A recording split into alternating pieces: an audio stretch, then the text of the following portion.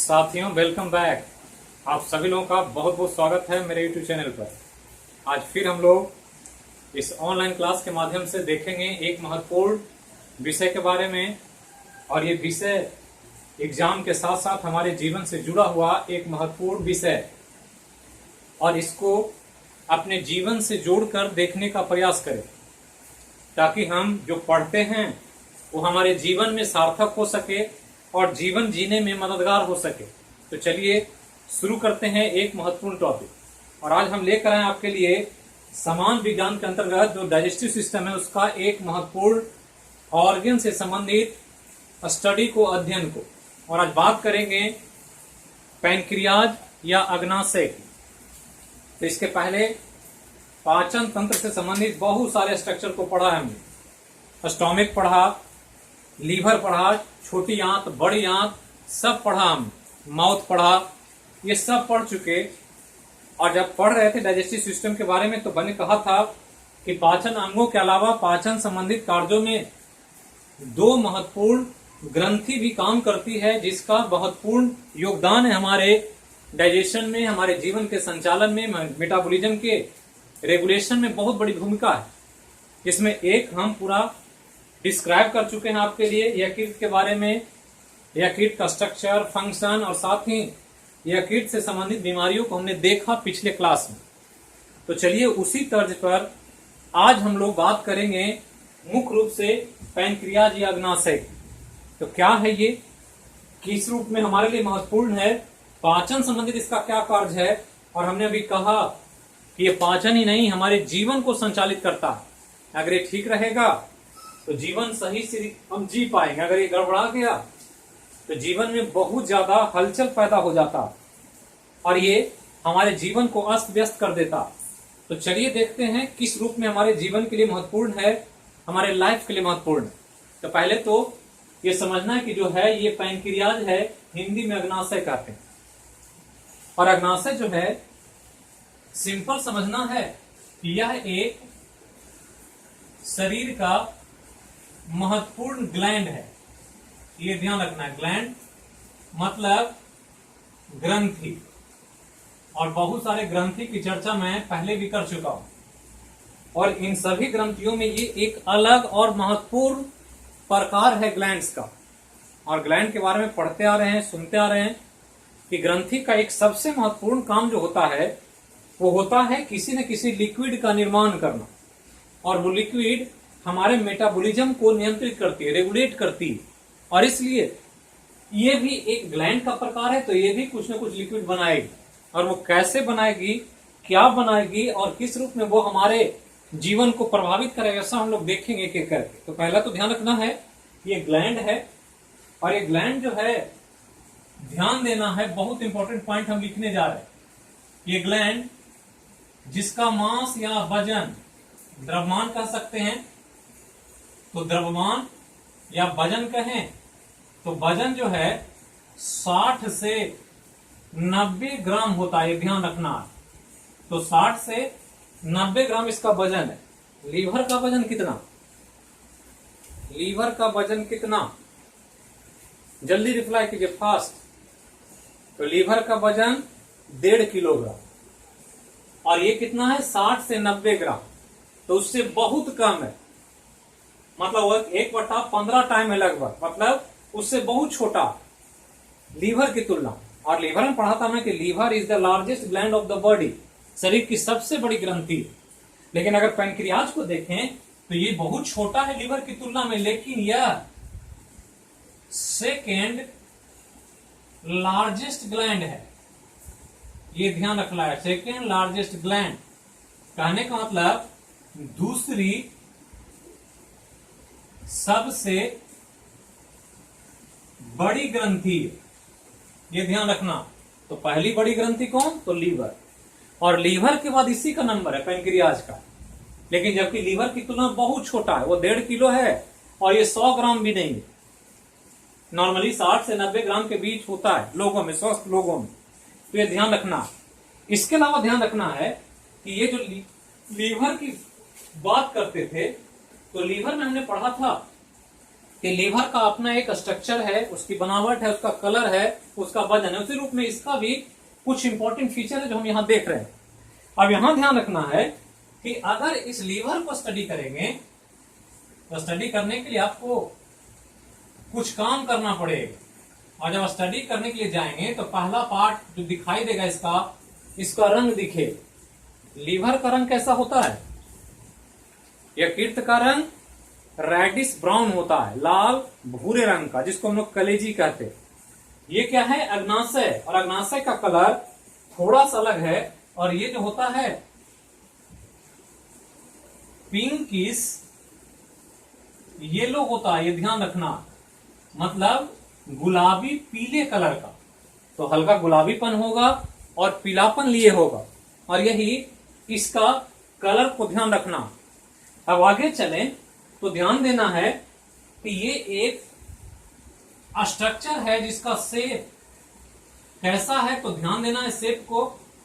तो शेप आकार दिख रहा है ये, और ये शेप जो है क्या है? इलोंगेटेड है, मतलब लंबा है, फ्लैट है, चपटा है, साथ ही लोबुलेटेड है, मतलब ऐसे ऐसे लोब के रूप में बटा दिखता। तो क्या कहेंगे कि लंबा है, लंबा, चपटा, और तथा लोबुल मतलब खंड में बटा हुआ, खंड में बटा हुआ दिखता है। ये ध्यान रखना, अलग अलग टुकड़ों के रूप में। तो ये बेसिक फीचर हो गया जो यहां पर आपको ध्यान रखना है और याद रखना, क्योंकि इनमें से कुछ कुछ एग्जाम में पूछ देगा। अब यहां ध्यान दें कि ये जो स्ट्रक्चर है इसको स्टडी करेंगे तो इसमें एक यूनिट मिलता है, यूनिट, इकाई, जो हम पढ़ते आ रहे हैं, और हमने कहा है बार बार कि जब भी यूनिट आ जाए तो इसको ध्यान रखना है। यूनिट अक्सर एग्जाम में पूछता है जीएस में, जैसे पूछ दे कि शरीर का इकाई क्या होता है, शरीर का इकाई, तो शरीर का इकाई कोशिका होता है, कोशिका से शरीर बनता। आगे पढ़ेंगे तो आएगा कि दिमाग का इकाई क्या होता है, ब्रेन का या नर्वस सिस्टम का, तो न्यूरॉन होता है। किडनी का इकाई नेफ्रॉन होता है। उसी तरह से हर का इकाई, लीवर का पढ़ा था हमने, तो लीवर का इकाई क्या होता है, तो लीवर का इकाई लोबुल्स होता है, और जस्ट वही लोबुल्स इसका भी इकाई है। तो ये ध्यान रखना, तो ध्यान देना है कि इसका इकाई और यकृत का इकाई एक ही है, और इकाई याद रखना है लोबुल्स। तो ये ध्यान रखना है, पूछेगा कि पैंक्रियाज की यूनिट को कहा जाता है क्या, तो लोबुल्स, मतलब छोटे छोटे लोबुल्स मिल करके इस पूरे स्ट्रक्चर का निर्माण कर देते हैं। तो ये ध्यान रखना।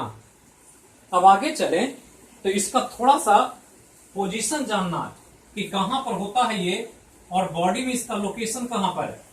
तो पोजीशन बहुत इंपॉर्टेंट है।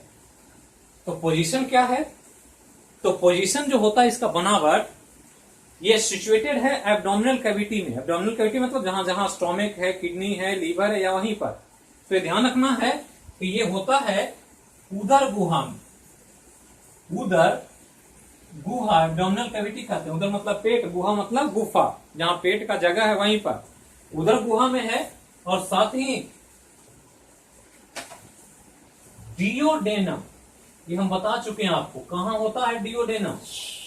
क्या है ये डियोडेनम, तो हमने पढ़ा था कि छोटी आंत का सबसे ऊपर वाला भाग डियोडेनम होता है। तो डियोडेनम के बीच में तो दो लोकेशन याद रखना है, एक तो उदर गुहा में होगा, नहीं तो डियोडेनम के बीच में होगा।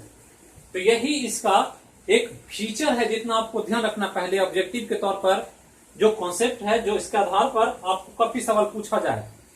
अब आगे चलें तो इसके बनावट पर थोड़ा सा ध्यान देना। हमने बार बार कहा है कि आजकल पिक्चर से बहुत सवाल पूछता है, और पिक्चर बहुत इंपॉर्टेंट होता है बायो में। तो पिक्चर को ध्यान देना है, और जो भी पिक्चर से रिलेटेड जो इंपॉर्टेंट बातें हैं उसको ध्यान दें। तो यहां पर चित्र हमने बनाया है एक बेसिक पैंक्रियाज का, और ये इसका सिचुएशन है, जिसको आप थोड़ा सा नाम से जानेंगे कि कहां पर क्या है, बेसिक तौर पर, ज्यादा डिटेल नहीं, लेकिन जितना जरूरी है उतना जाने। आजकल थोड़ा सा एडवांस लेवल पर जाना है। ये नहीं सोचना है कि हम वन लाइनर पढ़ करके, लूसेंट पढ़ करके, या जो लोग पढ़ा रहे हैं आजकल किसी भी रूप में, उससे आपका सवाल बन जाएगा, ऐसा नहीं होगा। आप एग्जाम में बैठेंगे, आपको फील होगा कि जो पढ़े थे उससे सवाल तो बना ही नहीं। तो थोड़ा सा गहराई में जाना, हम शुरू से कह रहे हैं कि गहरा में जाएंगे तभी कुछ प्राप्ति मिलेगी। अब यहां पर ध्यान दें कि ये पाइप है, ऐसे कटिंग किया हुआ पाइप है, ये ऊपर से आया है, यहां से कट करके मैंने अलग कर दिया। और ये पाइप जो है ये ही एक्चुअली में डियोडेनम है। तो डियोडेनम ध्यान रखना है, हमने पढ़ा था छोटी आंत में कि स्टोमिक खत्म होता है और उसके नीचे जैसे यू लाइक स्ट्रक्चर होता है वो डियोडेनम। और अब मैंने कहा डियोडेनम के बीच में, तो देख रहे हैं डियोडेनम ऊपर अपर हैंड है, लोअर हैंड है, और बीच में ये पैनक्रियाज इससे फिक्स है, जुड़ा हुआ, तो बीच में है। और इधर एक नली खुली हुई है, तो इधर एक नली ऐसे आई है ये, और ये नली यहां पर यकृत को जोड़ता है, लीवर को। तो इधर से लीवर जुड़ा हुआ है और इधर से पैनक्रियाज जुड़ा हुआ। तो लीवर हम पढ़ चुके हैं, जब लीवर पढ़ाए थे तो वहां पर हम बताए थे क्लास के माध्यम से आपको। तो हमने कहा था कि इस साइड लीवर होता है, इस साइड मतलब राइट साइड, तो ऐसे राइट साइड है, और इधर क्या है, लेफ्ट साइड में पैनक्रियाज है। तो ध्यान रखना है कि उधर गुहा में डियोडेनम के बीच में लेफ्ट साइड में होगा, ये ध्यान रखना है, बायां तरफ, जबकि यकृत दायां तरफ होता है, राइट साइड में। तो ये ध्यान देना। अब यहां ध्यान देना है कि इसी के अंदर लोब्स हैं, छोटे छोटे टुकड़े, और छोटा छोटा टुकड़ा मिल करके ये पूरा स्ट्रक्चर बना हुआ। और सब टुकड़े का काम है कुछ ना कुछ लिक्विड बनाना, कुछ ना कुछ लिक्विड का फॉर्मेशन करना, वही लिक्विड हमारे जीवन को संचालित करेगा। तो अलग अलग लोब से लिक्विड जो बनता है उसके लिए नली बनी हुई है, ऐसे ऐसे ये नली है जिससे हो करके सब लिक्विड इसमें गिरता है, इस नली। तो जो नली है जिससे लिक्विड आ रहा है अलग अलग लोब से, इसको इंटर लोबुलर डक्ट कहा जाता है, ध्यान रखना, मतलब दो लोब को जोड़ने वाला नली है। जबकि सभी इंटरलोबुलर डक्ट एक मेन डक्ट से जुड़ा हुआ, एक मोटी पाइप है बीचों बीच, और ये मोटी पाइप जो है इसको एक नाम दिया गया, इसको मेन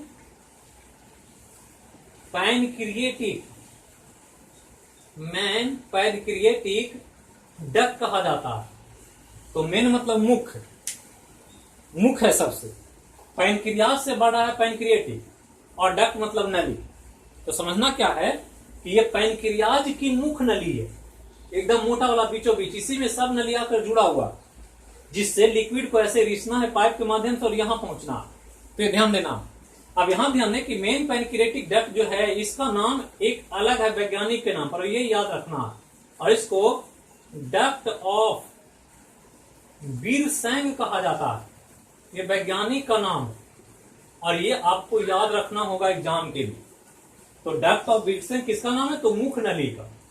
तो एग्जाम में पूछ देगा कि पैनक्रियाज जो अग्न्याशय होता है हमारे बॉडी में, उसके मुख नली का नाम है क्या, तो डक्ट ऑफ विल्सन, जो मेन नली। अब इस मेन नली पर नजर आप डालें, जो रेड से यहां बना हुआ है, तो यहां पर जो है देख रहे हैं एक ब्रांच है ऐसे, और ये अलग से ऐसा है, बाकी सब नली ऐसा ही है, और यहाँ डियोडेनम में खुला है। तो जहां डियोडेनम में खुला है ये एक इंपॉर्टेंट स्ट्रक्चर है, ऐसे फूला हुआ है, और फूले हुए स्ट्रक्चर को बायोलॉजी में एम्पुला कहा जाता है। और एम्पुला को, इसको ध्यान देंगे तो इस पर अगर नजर डालें तो ये जो है इसको एक नाम है, इतना तो आपको जानना नहीं है लेकिन फिर भी हम बता दे रहे हैं ताकि अगर कुछ पूछे कठिन तो कंफ्यूज नहीं करना। और इसको एम्पुला ऑफ वाटर कहा जाता है, वाटर जल वाला नहीं है, VATER। तो एम्पुला ऑफ वाटर, तो ये जो मुख नली है वो एम्पुला ऑफ वाटर में खुलता है, मतलब जो जो लिक्विड बनेगा वो इसी में गिरेगा और यहां से डियोडेनम में चला है। तो सब में लिक्विड है ऐसे, और ये लिक्विड आ रहा है, और लिक्विड कहां गिरेगा, यहां गिरेगा, और जब ये भर जाएगा तो ये लिक्विड डियोडेनम में चला है। यही फंक्शन है इस पैनक्रियाज का, जो ये काम करेगा उसका लिक्विड इसी नली से होते हुए एम्पुला वाटर से डियोडेनम में चला है।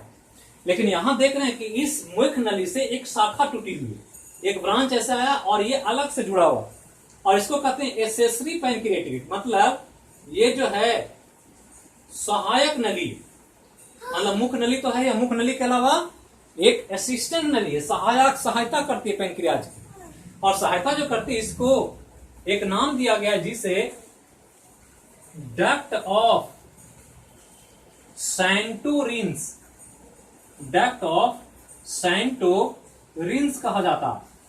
तो इतना ही चीज आपको स्ट्रक्चर से ध्यान रखना। मुखनली का नाम, मुखनली का नाम डक्ट ऑफ विल्सन, या इसका पूरा नाम मेन पैनक्रिएटिक डक्ट, इसका सहायक नली है तो एसेसरी पैनक्रिएटिक डक्ट कहते हैं, मतलब सहायता करेगा ये।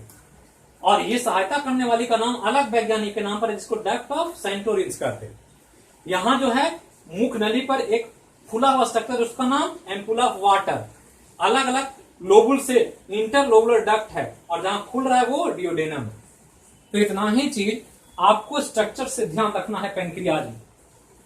अब पैनक्रियाज के फंक्शन की बात करें। अब फंक्शन की जब बात करेंगे तो आपके स्टडी के अंतर्गत इसके हिस्टोलॉजी को देखना होगा, मतलब इसको काट करके देखना होगा कि ये अंदर में कैसा, किस तरह का अंदर में इसकी संरचना होती है और किस पार्ट से कौन सा फंक्शन काम करता।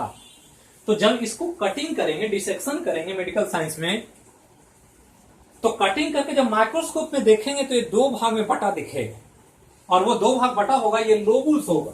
मतलब एक लोबुल्स जो होता है पैनक्रियाज का, ये दो भाग में बना होता, जिसमें एक पार्ट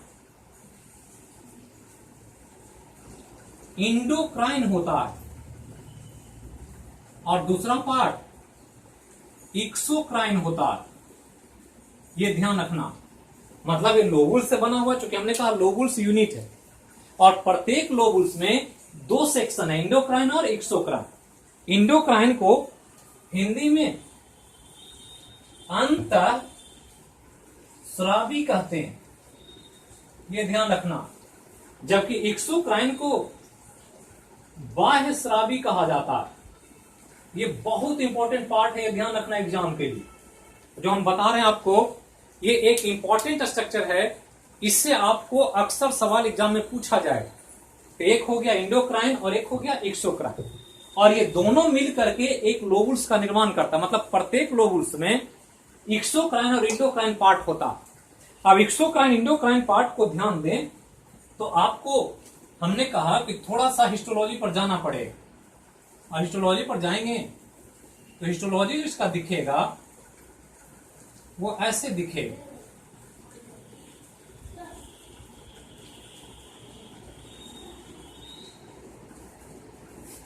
इस प्रकार से ये आपको दिखाई देगा।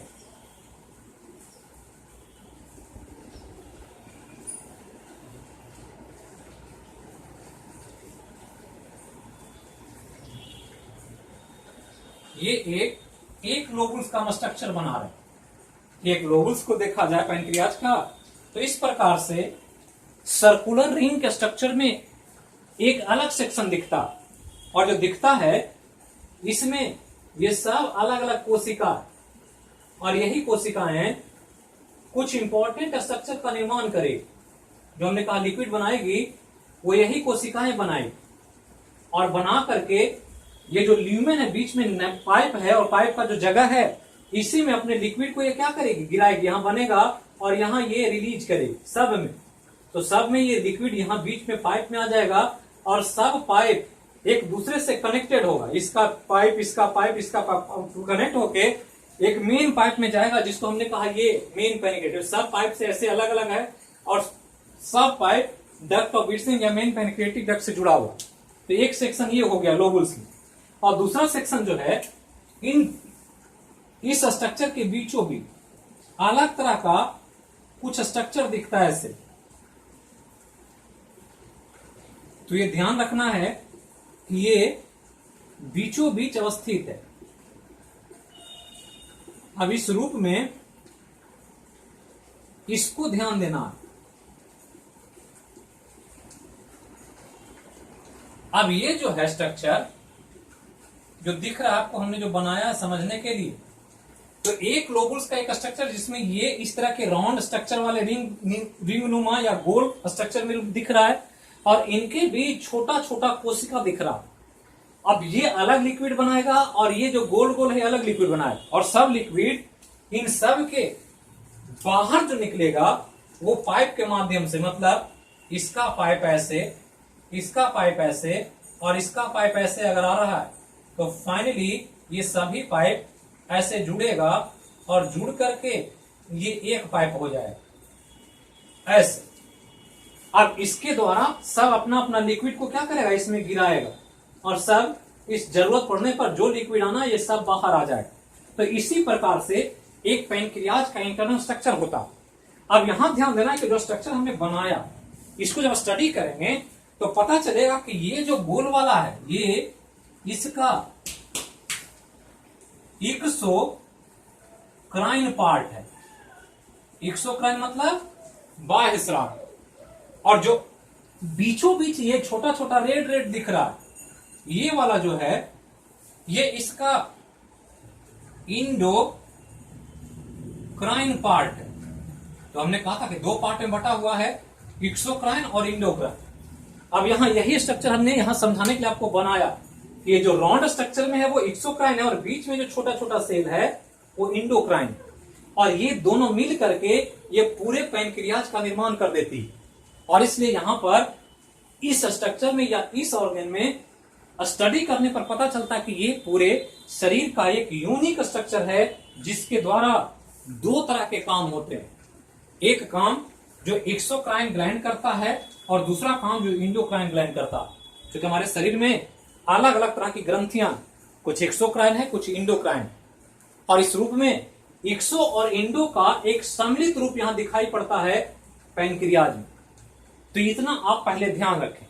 अब आगे चलें, इसके स्ट्रक्चर के आधार पर जो आपको बताया गया उसको अगर स्टडी करेंगे तो पता चलेगा कि यह जो है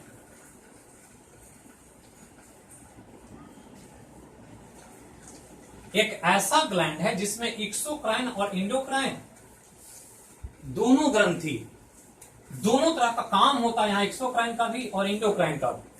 और इसलिए पैनक्रियाज जो है ये, इस पैनक्रियाज को जब स्टडी करेंगे डिटेल में तो पता चलेगा कि पैनक्रियाज एक मिक्स्ड ग्लैंड, ये ध्यान रखना, मिक्स्ड ग्लैंड मतलब मिश्रित ग्रंथि, और एग्जाम में अक्सर पूछता है मिश्रित ग्रंथि के बारे में।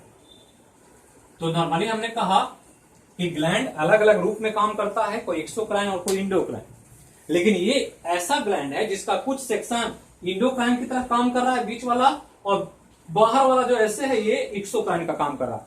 तो दोनों हो गया इंडो और एक्सो, इसलिए इसको मिक्स ग्लैंड या मिश्रित ग्रंथि कहते हैं। और ये ध्यान रखना है एग्जाम के लिए कि ये जो स्ट्रक्चर है ये पैनक्रियाज हमारे शरीर का लार्जेस्ट मतलब सबसे बड़ा, मतलब इससे बड़ा कोई और नहीं है, लार्जेस्ट, सबसे बड़ा लार्जेस्ट मिक्स्ड ग्लैंड है, मिश्रित ग्रंथि, मिश्रित ग्रंथि। तो कई पॉइंट हो गया एग्जाम के लिए, कई तरह के प्रश्न यहां से आपको निकल करके आते हैं। क्योंकि हमारा पढ़ने का उद्देश्य चीजों को समझना, बॉडी को समझना, उसके अलावा क्वेश्चन कहां से निकलता है इसको ध्यान दें। तो ध्यान दें कि मिक्स ग्लैंड है, और मिक्स ग्लैंड के रूप में क्या कहा कि दोनों पार्ट रहेगा, और दोनों पार्ट रहने के आधार पर जब देखते हैं तो ये हमारे शरीर का लार्जेस्ट मिक्स्ड ग्लैंड, ऐसा इतना बड़ा दूसरा कोई ग्रंथि नहीं है। तो सिंपली पूछे कि सबसे बड़ी ग्रंथि कौन, तो यह यकृत, और ये पूछ दे कि सबसे बड़ी मिश्रित ग्रंथि कौन, तो पैनक्रियाज। पूछ देगा पैनक्रियाज को मिश्रित ग्रंथि कहा जाता है क्यों, तो कहेंगे यह अंतःस्रावी और बाह्यस्रावी दोनों तरह का काम करता। तो ये मिक्स्ड ग्लैंड की बात हो गई। अब इतना समझ लिए तो अब हमारा काम है पहले मिक्स्ड ग्लैंड को समझना कि मिक्स्ड ग्लैंड होता क्या, और तब फिर हम लोग पैनक्रियाज को भी देख लेंगे कि पैनक्रियाज में क्यों मिक्स्ड ग्लैंड माना जाता है और किस पार्ट को हम किस रूप में देखते हैं, और उसमें अलग अलग सेक्शन का हमारे जीवन में क्या महत्व है, कैसे ये बॉडी में काम करता। तो सबसे पहले हम लोग मिक्स्ड ग्लैंड को देखें, अर्थात जो दो तरह की ग्रंथि उसके थोड़ा सा फंक्शन को बेसिक तौर पर समझ लेना, ताकि आपको कोई कंफ्यूजन ना हो, किसी तरह का क्वेश्चन पूछने की जरूरत ना पड़े, जो आपके मन में जो भी जिज्ञासा है वो बिल्कुल आप अपने आप हल कर लें। तो यहां पर ये ध्यान रखना। अब यहां ध्यान दें कि हमने कहा ये मिक्स्ड ग्लैंड है,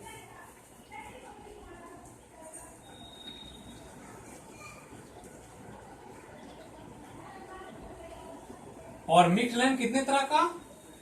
2 तरह का, एक एक्सोक्राइन और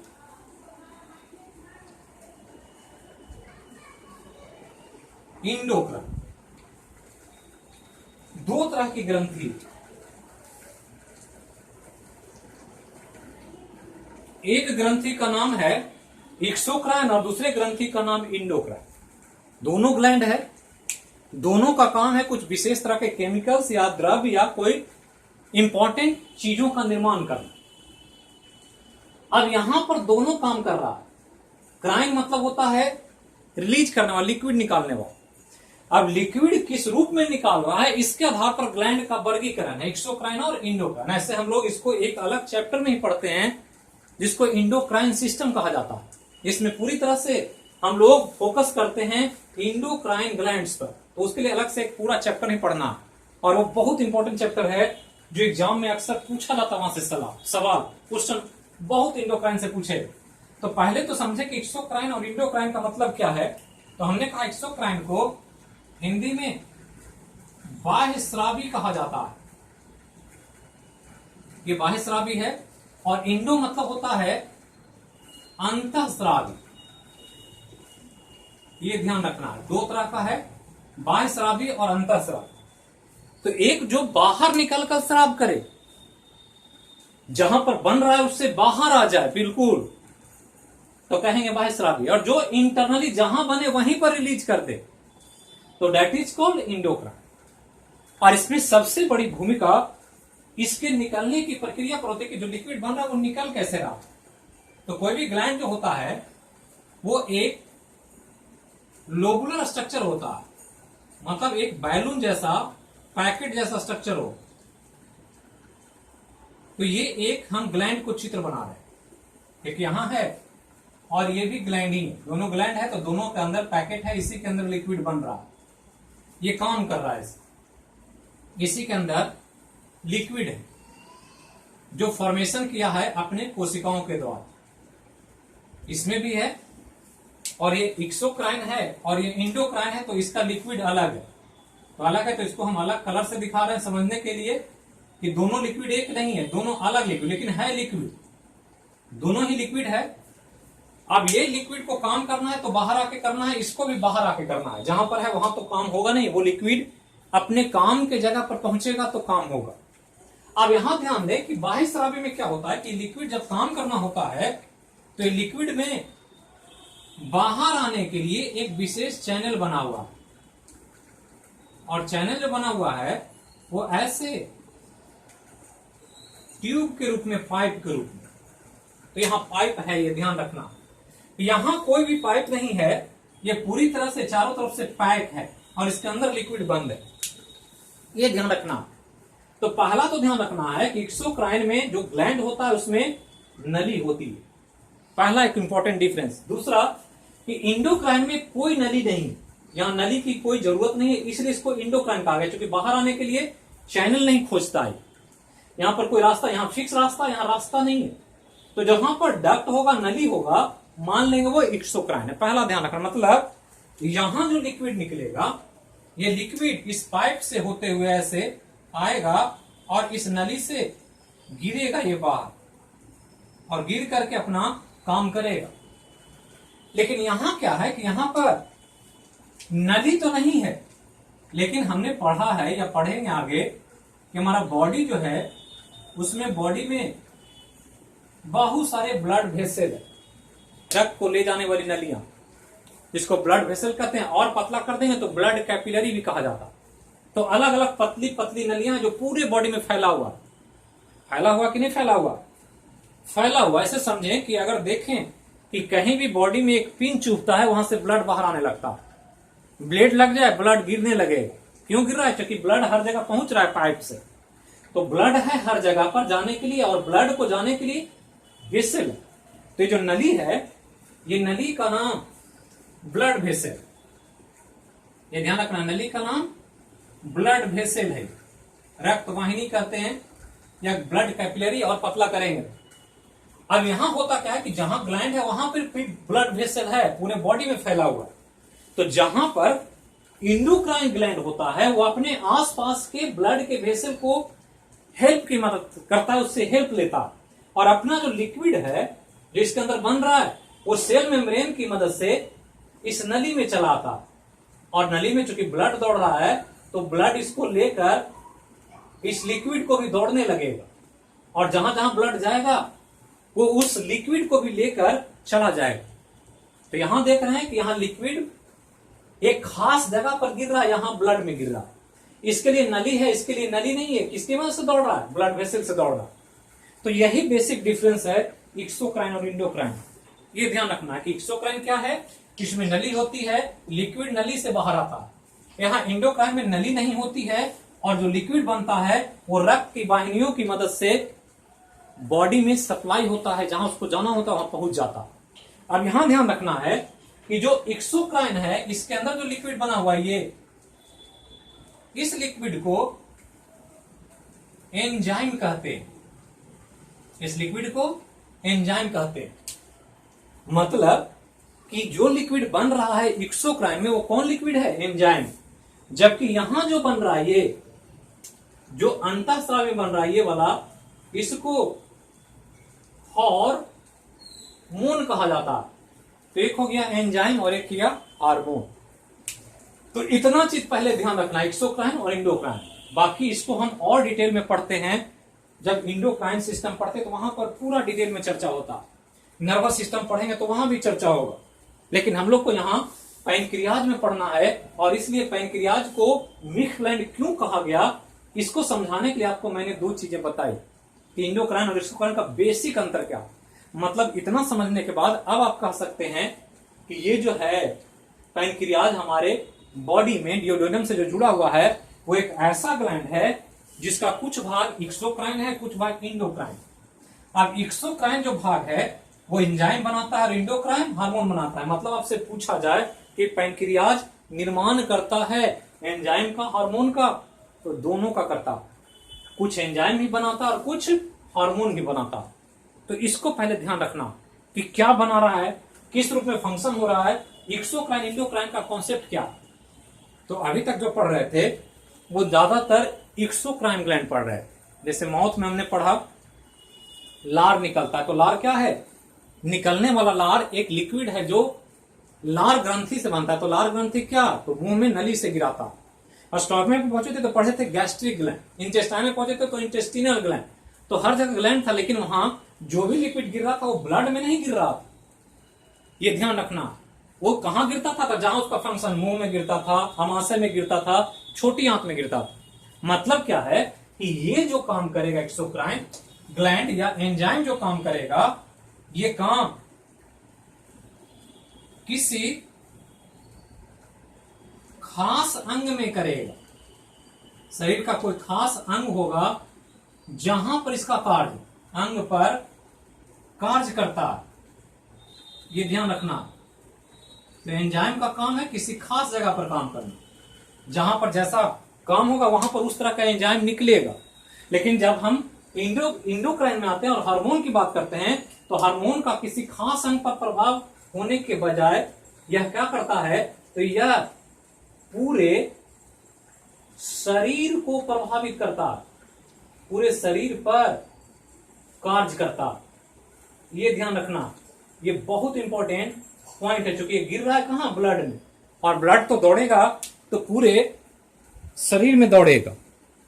और इस रूप में आपको ध्यान रखना कि पूरे शरीर को इफेक्ट करेगा कौन? हार्मोन। जबकि एंजाइम जो इफेक्ट करेगा किसी खास जगह पर करेगा। अर्थात अब पैनक्रियाज की बात करें तो पैनक्रियाज में दो टाइप हो गया, एक्सोक्राइन पार्ट अलग हो गया और इंडोक्राइन पार्ट अलग हो।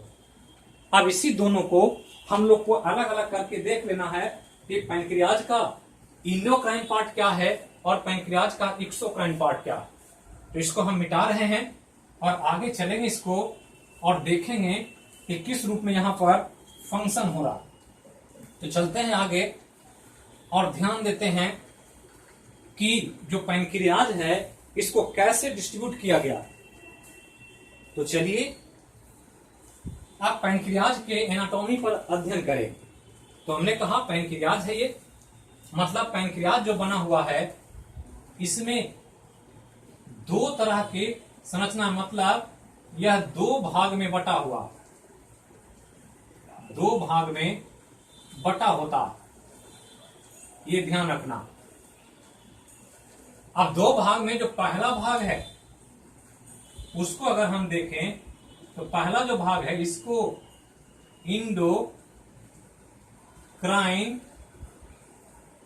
इंडोक्राइन पार्ट कहते हैं, ध्यान रखना। जबकि दूसरा जो पार्ट है इसको एक्सोक्राइन पार्ट कहा जाता, मतलब दो भाग हो गए, इंडोक्राइन पार्ट और एक्सोक्राइन। यही हम लोग को स्टडी करना है, इंडोक्राइन और एक्सोक्राइन। जब दोनों को कर लेंगे तो पैंक्रियाज का आपका अध्ययन पूरा हो जाएगा, जो आपके समान अध्ययन से रिलेटेड है, उससे कहीं ज्यादा पढ़ पाएंगे। और इवन कि आप कमीशन लेवल तक यूपीएससी, बीपीएससी, इन सभी एग्जाम में जो भी सवाल पूछेगा आप बिल्कुल आसानी से हल कर पाएंगे। तो दो पार्ट हो गया, ये हो गया अंतःस्रावी भाग, ये बाह्यस्रावी। हम सब सारा कुछ समझा चुके हैं। अब यहां ध्यान रखना है कि इंडोक्राइन पार्ट जो है ये, इसका एक नाम है साइंस में जिसको आइजलेट्स ऑफ लैंगरहैंस, ये ध्यान रखना है, बहुत इंपॉर्टेंट है। आपको पूछा जाए कि पैंक्रियाज के अंतःस्रावी भाग को कहा जाता है क्या, तो आइलेट्स ऑफ लैंगरहैंस, मतलब लैंगरहैंस वैज्ञानिक का नाम है। आइलेट्स मतलब दीपिका होता है, हमने कहा आइलेट मतलब दीप होता है, और दीप को छोटा कर देंगे छोटा छोटा साइज में तो दीपिका कहलाए। तो आइलैंड से आइलेट्स होता है, और एक खोजा था लैंगरहैंस ने, इसलिए इसका नाम आइलेट्स ऑफ लैंगरहैंस। जबकि दूसरा जो है इसका नाम एसिनी, तो ये ध्यान रखना है, एक एसिनी है, दूसरा आइलेट्स ऑफ लैंगरहैंस। और दोनों का नाम याद रखना कि पैंक्रियाज के इंडोक्राइन पार्ट्स को आइलेट्स ऑफ लैंगरहैंस कहा जाता है, जबकि एक्सोक्राइन पार्ट को एसिनी कहते हैं। मतलब कि जो अभी हमने स्ट्रक्चर बनाया था उस पर थोड़ा सा ध्यान दें। तो ये हमने कहा कि एक लोबुल्स जो होता है पैंक्रियाज का, इसमें इस तरह से संरचनाएं पाई जाती है, जिसमें ऐसे कुछ एक्सोक्राइन और कुछ इंडोक्राइन पार्ट्स है। इसमें ऐसे सेल्स हैं जो इसका निर्माण कर रहे हैं, जो पैंक्रियाज का एक्सोक्राइन पार्ट। तो ये एक्सोक्राइन पार्ट है जो रिंग के रूप में दिख रहा, और इसके बगल में सब सेल है। तो ये सेल है, कोशिकाएं हैं। तो ये जो करेगा, ये इंपॉर्टेंटली काम क्या करेगा, तो उसको ध्यान रखना है कि यह जो है ये एक्सोक्राइन का पार्ट का काम करेगा। तो ये एक्सोक्राइन है ऐसे, ये ध्यान रखना है। और इसके बीच में हमने कहा था कि छोटी छोटी कोशिकाएं होती, यही कोशिका है ऐसे, जिसको हमने अभी आपको समझाया कि कैसे ये काम करता है और क्या इसका इंपॉर्टेंस है। तो ये जो है ध्यान रखना है कि ये जो है ये इसका एक्सोक्राइन पार्ट, ये वाला क्या है, एक्सोक्राइन पार्ट। जो बड़ा वाला गोल गोल है ये एक्सोक्राइन पार्ट, ये एक्सोक्राइन पार्ट है। और एक्सोक्राइन पार्ट का नाम क्या है, एसिनी। एक्सोक्राइन पार्ट का नाम एसिनी, मतलब ये बड़ा वाला जो गोल गोल है यही क्या है, एसिनी। और बीच में क्या है, छोटी छोटी सेल है। तो चारों तरफ से एक्सोक्राइन पार्ट और बीच में फंसा हुआ है कौन, इंडोक्राइन पार्ट। द्वीप में हम पढ़ते हैं कि जिस भूखंड के चारों तरफ जल होता है और बीच में स्थल होता है तो कहते हैं वो द्वीप, आइलैंड। तो इसी तरह से यहाँ पर जल को समझना है कि जल नहीं है, क्या है, बाहर में एक्सोक्राइन पार्ट है और उसी के बीच में इंडोक्राइन पार्ट घुसा रहता है। तो बीच में घुसा हुआ इसलिए इसको आइलैंड के रूप में देखते हैं। और आइलैंड है इसलिए इसका एक नाम है जो आपको ध्यान रखना है, और यही endocrine part islets of Langerhans कहलाता है, ये ध्यान रखना। तो आइलेट्स ऑफ लैंगरहैंस जो पैंक्रियाज का क्या है, इंडोक्राइन पार्ट। तो ये ध्यान रखना है, इंडोक्राइन पार्ट। अब यहां ध्यान दें कि islets of Langer endocrine part है, तो ये क्या बनाएगा, एंजाइम की हार्मोन। आइडल फर्नांडिस क्या बनाएगा? तो ये जो बनाएगा ये हार्मोन बनाएगा। ये क्या बनाएगा? हार्मोन। और ये जो बनाएगा ये क्या बनाएगा? एंजाइम बनाएगा। मतलब पैनक्रियाज जो है एंजाइम भी बनाता है और हार्मोन भी बनाता है। और यही वजह है कि इसको हम लोग एक मिक्स ग्लैंड या मिश्रित ग्रंथि के रूप में देखते हैं। तो इतना आप स्ट्रक्चर को पहले ध्यान रखें, और जो भी चीज बताया गया इसमें कुछ भी आप छोड़े नहीं, शॉर्टकट नहीं करें, क्योंकि ये बहुत इंपॉर्टेंट है एग्जाम के लिए।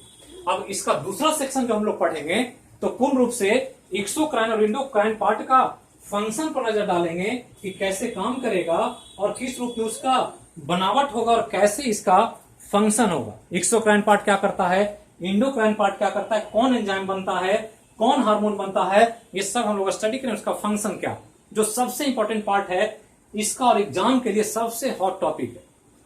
तो आज यहीं, कल फिर एक अलग विषय में मिलेंगे, अलग सब्जेक्ट के साथ। तब तक के लिए जहां रहें स्वस्थ रहें, सुरक्षित रहें। थैंक यू, फिर मिलते हैं।